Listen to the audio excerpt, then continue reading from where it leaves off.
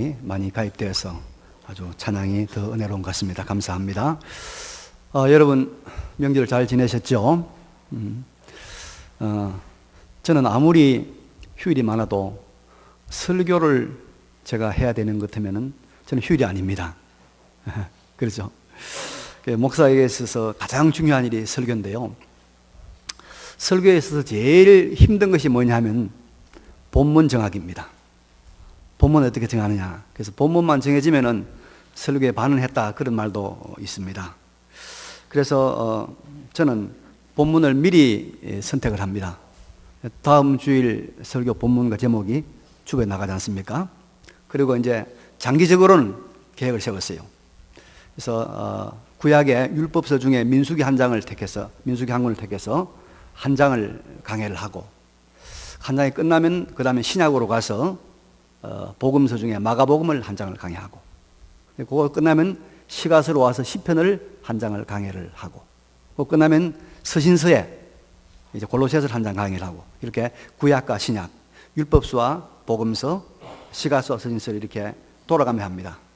그렇게 함으로 말미암아서 우리 성도님들에게 균형 잡힌 성경에 대한 말씀을 이렇게 공급하겠다는 그런 생각이 있습니다. 제가 이렇게 말씀을 드리는 것은 제가 본문을 채택한 것은 우리 중에 일어나는 일들과는 전혀 상관없는 일이다 이 말입니다. 의도적으로 본문을 채택한다든지 제가 무슨 말을 하고 싶어서 본문을 채택하는 경우는 전혀 없다는 것을 미리 좀 알아주십사 하는 그런 이야기입니다. 지난 주일까지 우리 골로새서를 강의했죠. 이제는 구약으로 와서 민수기 11장까지 했고, 지난번에 민수기 12장을 하게 되었습니다. 민수기 12장을 이제 하게 되는데요. 이게 한마디로 말하면 모세 비방 사건입니다. 민수기 12장은. 그래서 출애굽한 이스라엘 백성이 광야에서 가나안을 향해서 행진하는 중에 모세의 누나죠. 모세의 누이인 선지자 미리암, 또 모세의 형이면서도 이스라엘의 대제사장이었던 아론이 모세를 향하여 비방하는 사건이 발생을 합니다. 모세가 상처를 했던가 봐요. 모세의 아내가 죽었던가 봐요. 그래서 모세가 이제 재혼을 했는데, 이스라엘 여인 중에 재혼했으면 좋았겠는데, 이스라엘 여인한테 재혼하지 않고 구서 이방 여인하고 결혼했어요. 이거 제가 다음 주일에 그 부분 설명하려고 합니다. 어쨌든 간에 구서 여인을 취하니까 이게 마음에 안 들었던 모양입니다. 미리암과 아론이. 그래서 모세를 비방을 한 겁니다. 여러 가지 이유를 들고 비방을 하고, 그 비방이 지나쳐서 또 시기 질투까지 하는 것이 나오죠. 그런데 하나님이 이들의 비방하는 말을 들으시고는 갑자기 세 사람을 하나님의 성막으로 나오라 한 겁니다. 그리고 성막에 있는 그 구름 기둥 가운데서 강림하셔서 하나님께서 이제 이렇게 말씀합니다. 모세가 미리암과 아론에게 너희가 어찌하여 내 종 모세를 비방하기를 두려워하지 아니하느냐?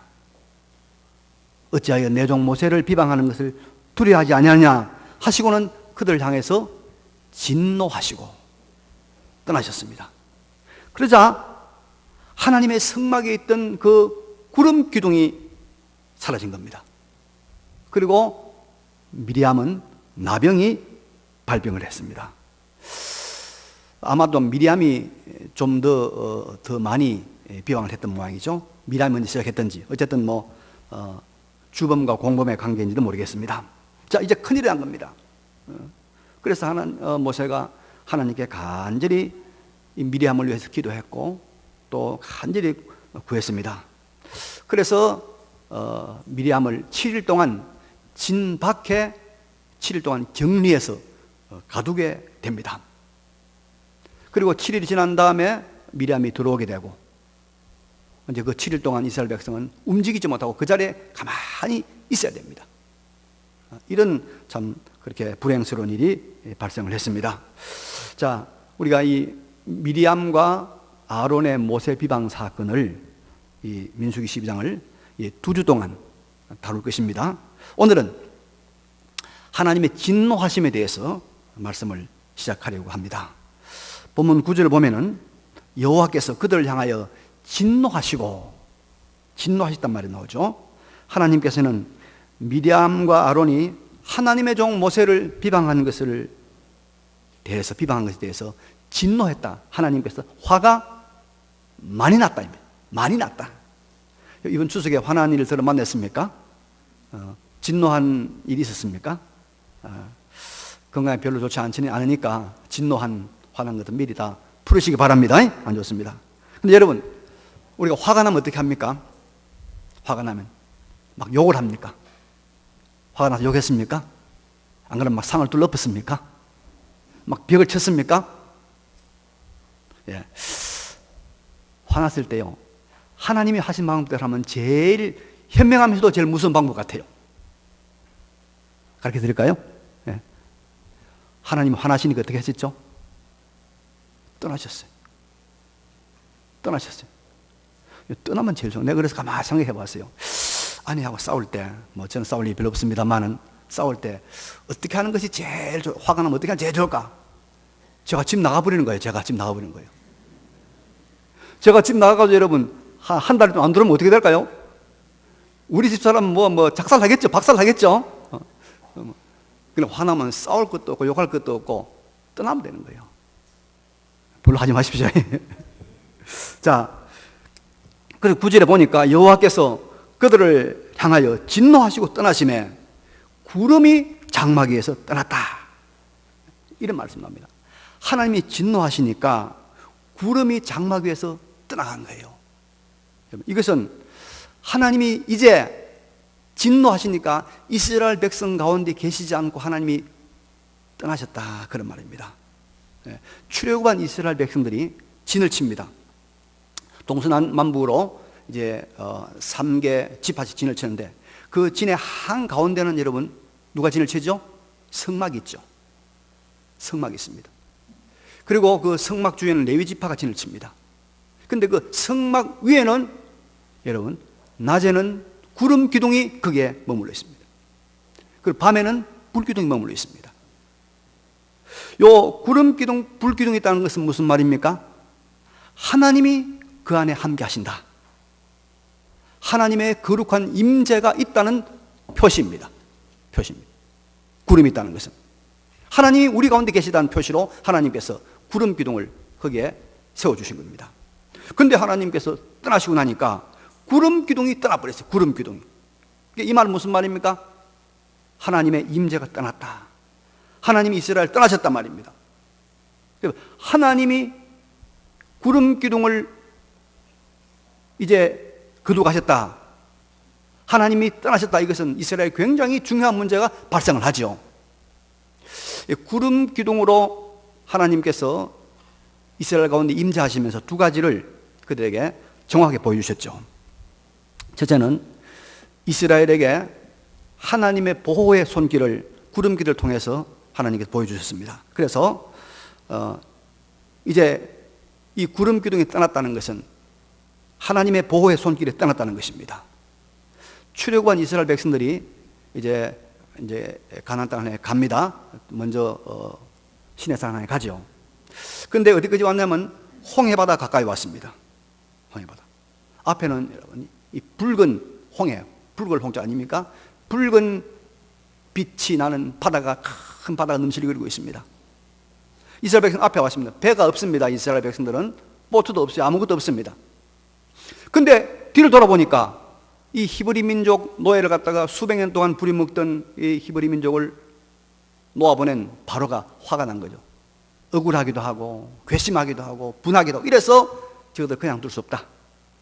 특별 병거 600성을 동원한 겁니다. 그래서 병사들에게 명령을 내렸습니다. 가서 닥친 데를 다 죽이라. 닥친 데를 다 죽이라. 그러면서 막 사막을 향해서 이 바로의 성난 군대가 지기게 오는 겁니다. 이스라엘 백성 앞에 뭡니까? 바다입니다. 도안의 덤씨가 된 겁니다. 이 난감한 상황입니다. 근데 이스라엘 백성들이 홍해가 갈라지기 전에 무슨 일이 발생하냐면요, 홍해가 갈라져가지고 이스라엘 백성들이 건너가고 한 그 와중에 앞서가던 구름 기둥이 어떻게 되죠? 뒤로 옮깁니다. 뒤로 옮겨가지고 바로의 군대가 더 이상 이스라엘 백 해치지 못하도록 막았습니다. 그 성경 구절이 나옵니다. 그때부터 이 구름 기둥은 이스라엘을 보호하는 역할을 하게 되는 것입니다. 그래서 이제 이 구름 기둥이 하나님이 떠나심으로 구름이 떠났다, 이 말은 이제는 이스라엘 백성에게 하나님의 보호가 떠났다, 하나님의 보호가 없다는 것입니다. 여러분, 하나님이 진노하시면, 하나님이 떠나시고, 하나님이 떠나시면 하나님의 보호가 없습니다. 그래서 하나님 진노하면 안 되는 거예요. 하나님의 보호가 없는 겁니다. 지난 주간 지진을 여러분 경험하셨죠? 그죠? 저도 첫 번째 지진, 강진도 5.1의 지진은 몰랐는데 그 두 번째 지진이 일어났어요. 5.8이었는데 가만히 있는데 화분이 흔들흔들 하더라고요. 그래서 이상하다 싶어서 또 제가 선풍기를 보니 선풍기 흔들흔들하더라고요. 그 지진이 있는 확실합니다.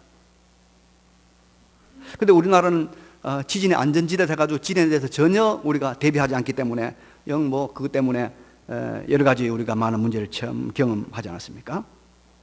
근데 여러분, 우리나라가 지진의 안전지대가 아닙니다. 아니고 지금까지 하나님께서 우리나라를, 이 한반도를 지진으로부터 보호해 주신 것입니다. 보호의 손길로 붙드신 것이지, 하나님께서 보호의 손길을 거두어 가시면 우리나라도 일본, 터키 못지않게 지진에 큰 피해를 입을 수밖에 없습니다. 왜 그러냐면요, 성경은 말세가 되면 온 세상에 지진이 일어날 것이라고 말씀했습니다. 이 지구상의 어떤 나라도 지진의 안전지대가 없습니다. 하나님께서 보호해 주셔야 되는 겁니다. 근데 하나님이 진노하시면, 하나님 화나시면 하나님은 이 보호의 장막을, 보호의 손길을 거두신다, 이 말이에요.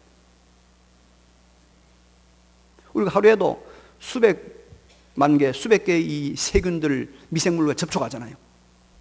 그렇지만 아무 탈이 없는 것은 여러분, 그런 모든 병균들로부터 우리 몸을 보호하는 이 하나님의 보호의 은혜를 우리가 입기 때문 아닙니까? 근데 가끔씩 이런 보호의 막이 거두어진 사람들이 있어요. 못된 짓 하다가 에이즈, 동성애 하다가 에이즈 걸린 사람들은 거둔단 말이에요. 우리가 하나님이 보호의 손길을 거두면 잠시도 살아남지를 못하는 거예요. 잠시도 우리가 우리 생명을 부지할 수가 없습니다. 그런데 하나님은 언제 이 보호의 구름 기둥을 거두십니까?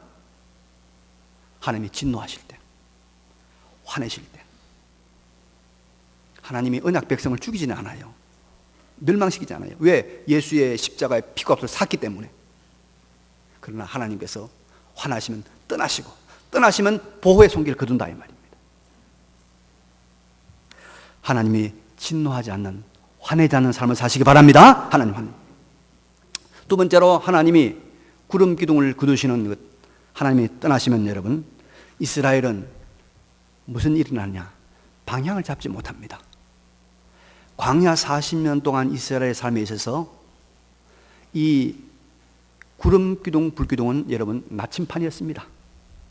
그래서 이스라엘 백성들이요, 진을 치고 있다가 광야에 구름 기둥이 딱 떠올라서 이동을 하면 전부 신속히 이 장막을 거두고 천막을 거두가지고 따라서 움직이게 됩니다. 가다가 이 구름 기둥이 딱 서면 거기 멈춰 서는 거예요. 그래서 거기서 한 달이고 두 달이고 3년이고 거기서 머물러 있어야 되는 겁니다. 이 구름 기둥은 이 나침판이었습니다. 나침판. 그래서 이 나침판 되는 구름 기둥을 따라가면 그 위험한 광야, 그 폭양의 광야, 그 무서운 광야에서 60만이 다 살아남을 수 있단 말이에요. 그리고 그들이 가나안 땅으로 전진할 수가 있었던 것입니다. 훈련받으면서, 성화되어 가면서 전진할 수 있다, 이 말입니다. 그런데 여러분, 이 구름 기둥 나침판이 없습니다. 그러면 어떻게 해요? 전진할 수 없죠. 성장할 수 없죠. 방황하고 방랑하고 제자리 걸음입니다. 바다에서 나침판이 없으면 여러분, 배가 어떻게 될까요? 아무리 가도 그 자리입니다. 방향을 못 잡으니까. 참으로 안타까운 일이죠. 우리가 영적 생활이나 물질 생활에서 여러분 뭔가 제자리 걸음하지 않고 좀 성장하고 전진해야 되지 않겠습니까? 그렇죠? 이번 추수교도에 고향에 가서 여러분들 30년 전 친구, 20년 전에 만나던 사람 한번 만나보았죠. 그 중에 어떤 사람은 경제적으로 또 사회적으로 인격적으로 성장하고 굉장히 발전한 사람도 있는가 하면은 옛날이나 지금이나 늘 한 잔 마시고 엉뚱한 소리 하고 술 사달라고 떼쓰고 욕하고 그런 사람 있죠? 그런 사람 참 안타까운 모습입니다. 근데 여러분, 아무리 안타까워도 인생은, 우리 사람은 하나님이 떠나시면 별 수 없이 제자리 걸음, 허송세월 할 수밖에 없는 것입니다. 인생의 참된 목표와 비전, 목적, 방향을 하나님이 주시는데, 하나님이 이끄시는데, 하나님이 떠나면 인생은 제자리 걸음이요. 평생 가도 제자리 걸음. 아니 1대 2대 3대를 살아도 제자리 걸음. 그래서 향방 없이 허공만 치다가 불행한 인생을 끝내고 마는 것입니다. 하나님이 우리 인도자가 되고 하나님이 우리의 갈 길을 이끌어줘야 되는데 하나님이 떠나시니까 우리가 제자리 맴돈다 이 말입니다. 하나님이 떠나지 않도록, 구름기둥이 떠나지 않도록 하나님의 진노하심이 없는 그런 삶을 살아야 될 줄로 믿습니다. 그럼 여러분, 하나님은 왜 진노하셔서 구름기둥, 불기둥을 거두시고, 그래서 하나님 이스라엘에 대한 보호와 인도를 하나님께서 거두셨을까요? 바로 모세에 대한 미디암과 아론의 비방입니다. 비방. 8절에 나오죠? 그와는 내가 대면하여 명백히 말하고 은밀한 말로 하지 아니하며 그는 또 여호와의 형상을 보거늘 너희가 어찌하여 내 종 모세 비방하기를 두려워하지 아니하느냐, 이겁니다. 하나님의 종 모세를 비방하는 일을 두려워하지 않고 마구 비방한 겁니다. 이것이 하나님 화난 거예요. 이것이 하나님이 구름기둥을 거두신 겁니다. 이것이 하나님께서 보호의 장막을 거두신 겁니다. 이것이 하나님께서 그들의 인도자가 되지 않고 제자리 걸음하도록 만든 거예요.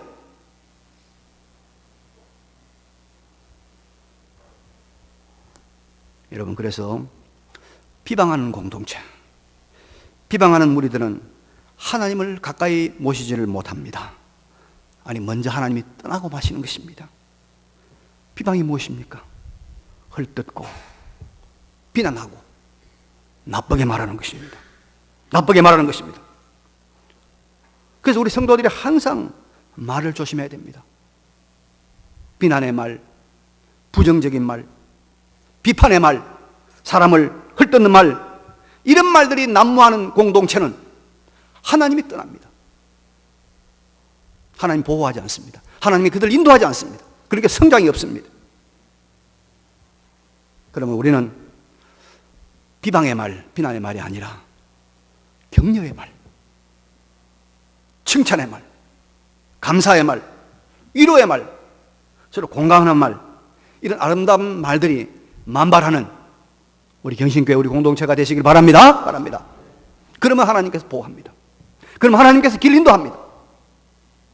구름기둥, 불기둥이 함께합니다. 하나님의 임재가 함께한단 말입니다.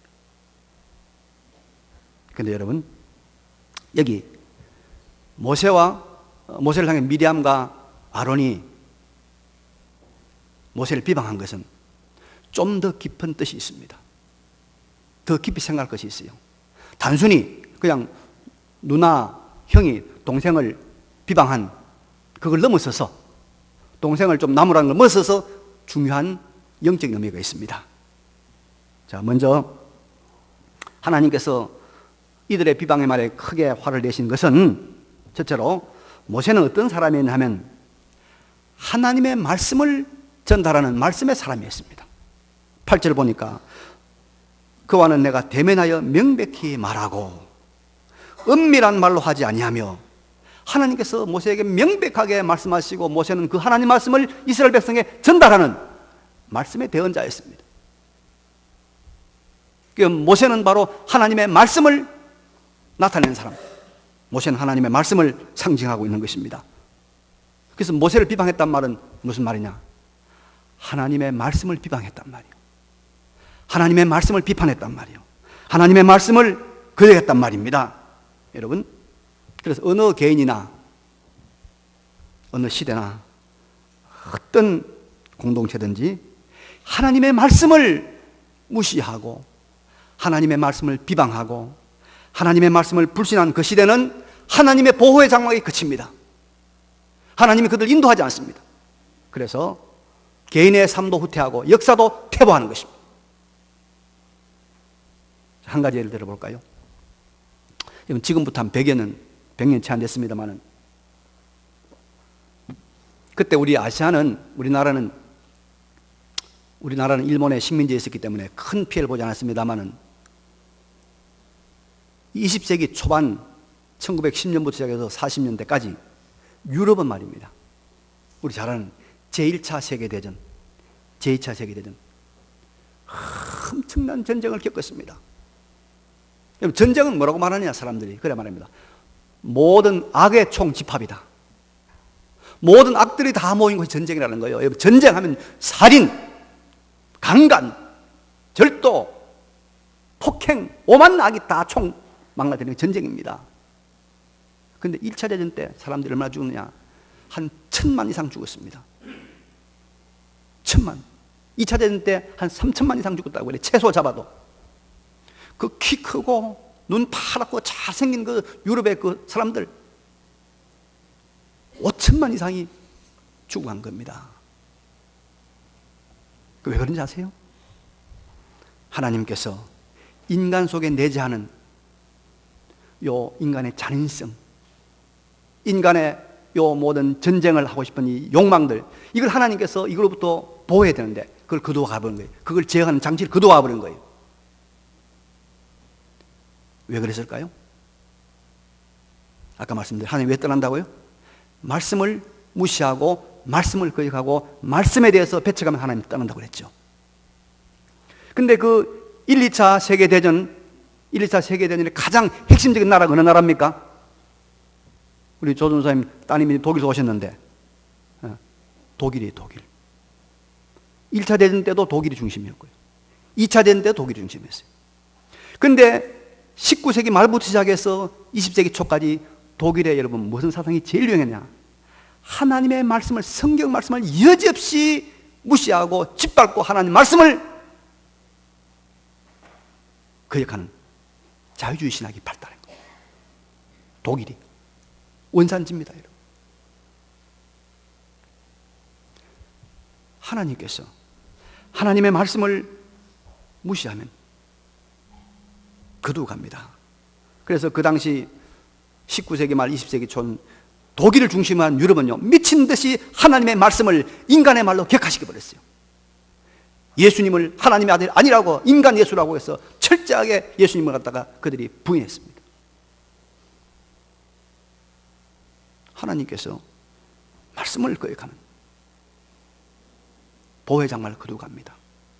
거두어 갑니다. 지금도 여러분 전 세계에 있는 이 원자폭탄이 동시에 폭발하면요, 지구가 다 깨지고 없어진답니다. 지금 북한의 김일성이가, 김정은이가 만들어놓은 그 핵폭탄 하나만 떨어지면 우리 서울도 박살납니다. 하나님께서 보호의 손길을 거두면 끝나는 거예요.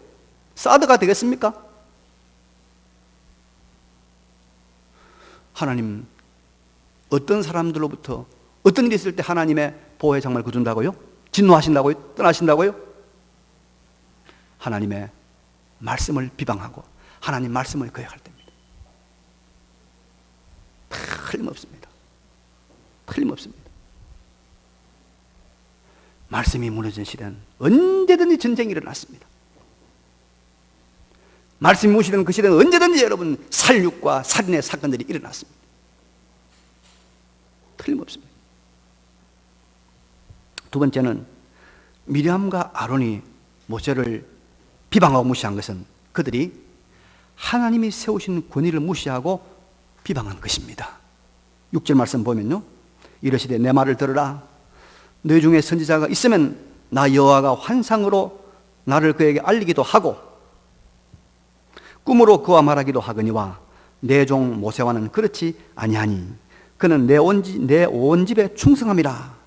그와는 내가 대면하여 명백히 말하고 은밀한 말로 하지 아니하며 그는 또 여호와의 형상을 보거늘 너희가 어찌하여 내 종 모세의 비방하기를 두려워하지 아니하냐.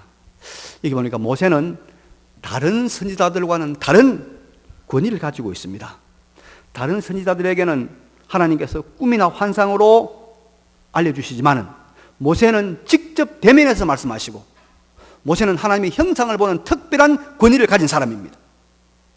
틀림없습니다. 그러니까 미리암과 아론의 죄는 하나님이 세우신 권위를 무시하고 흔들고 비방한 것이다 이 말입니다. 이것이 하나님 진노한 원인입니다.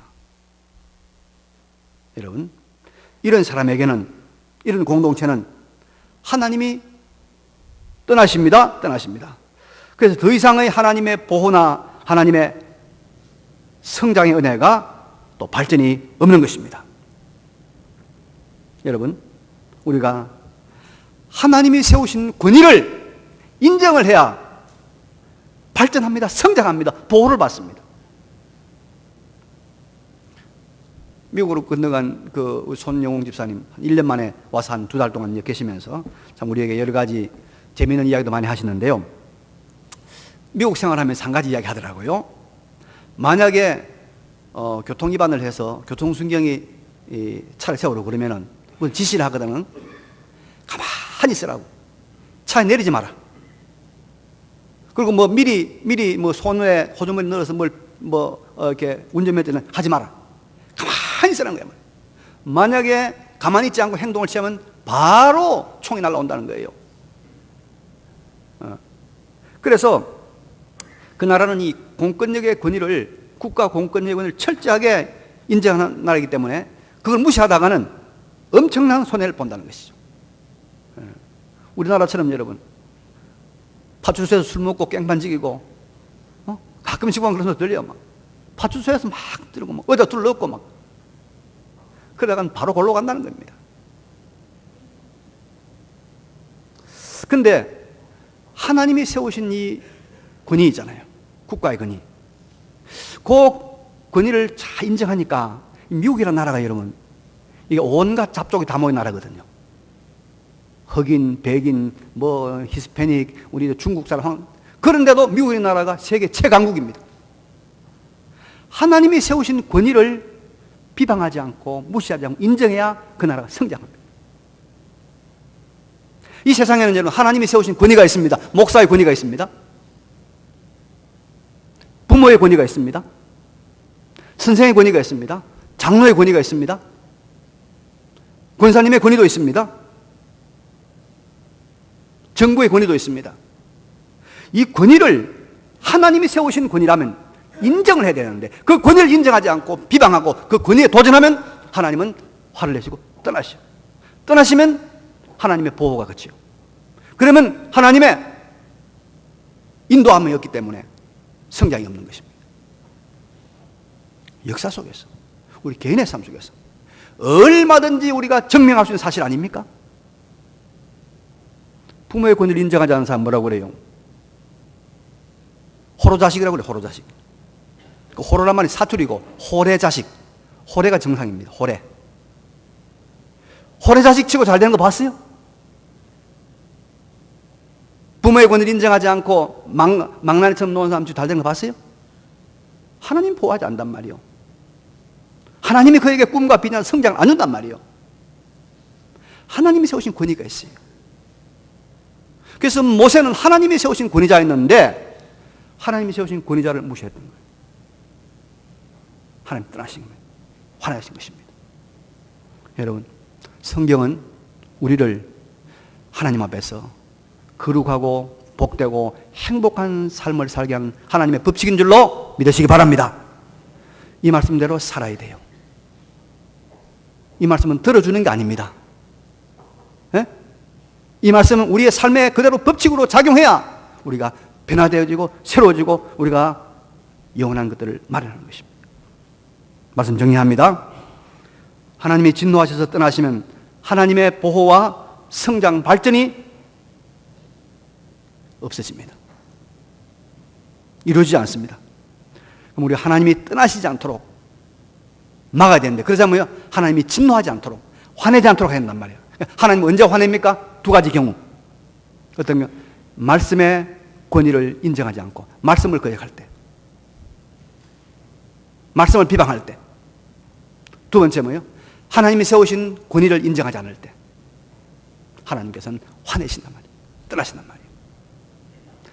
하나님 말씀을 우리가 귀히 여기고, 하나님 말씀을 우리가 어렵게 생각하고, 하나님이 세운 권위들을 잘 인정하면서 이 거룩한 길을 걸어 하나님의 영광을 드러내며 우리의 삶 하루하루가 복되고 발전되고 성장하는 우리 모두가 되시기를 간절히 바랍니다.